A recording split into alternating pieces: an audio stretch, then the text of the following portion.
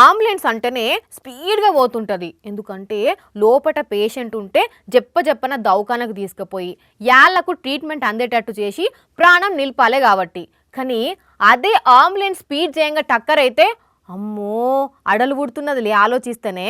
అయినా గదేం ఆలోచన పిల్ల గట్లా అనుకుంటారా ఎవరన్నా అని కోపానికి రాకుండా ఈ వీడియో చూసినాక అట్లా అనిపించింది మరి.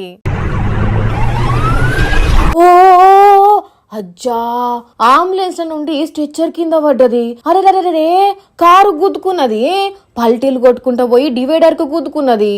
ఇంకో దిక్కు అంబులెన్స్ ఓడు పక్కకు పోతున్న ట్రక్కు టక్కర్ పెట్టుకుంటా పోయిండు. దేవా మరి ఆయన ర్యాష్ డ్రైవింగా లేకుంటే డ్రైవర్ కి ఏమన్నా అయిందా? ఎందుకు ఇట్లా జరిగింది, ఇది ఎక్కడా ఏం కథ అనేది తెలియదు గాని చూస్తుంటేనైతే ఒళ్ళు జల్లుమంటున్నది. లేనోళ్ళ స్ట్రెచ్చర్ మీద పేషెంట్ ఉన్నట్టయితే లేదు. మరి డోర్ చక్కగా ఏకపోవడం చేయంగా గిట్లా జారి సడన్ గా డోర్ ఓపెన్ అయ్యేసరికి గాలికి కంట్రోల్ తప్పింది కావచ్చునో బండి, అందుకే అట్లా ట్రక్కు గుద్దుకున్నది టక్కున. అసలు ఇది నిజం వీడియోను ఏఐ తోటి చేసిండ్రో కదా పాడై. ఈ నడుమనైతే ఒరిజినల్ దానికంటే ఎక్కువ ఒరిజినల్ గా తయారు చేసి పాడైతున్నారు ఆ ఏఐ తోటి. ఇక్కడ లెఫ్ట్ సైడ్ ఒక బండి రివర్స్ లో వస్తున్నట్టుగా అనిపిస్తున్నది. గంత పెద్ద రోడ్ల గట్లెందుకు వస్తుంది కాబట్టి ఇది క్రియేట్ చేసిన వీడియోనే కావచ్చు గాని ఒకవేళ నిజమైతే ఏందన్నట్టు పరిస్థితి.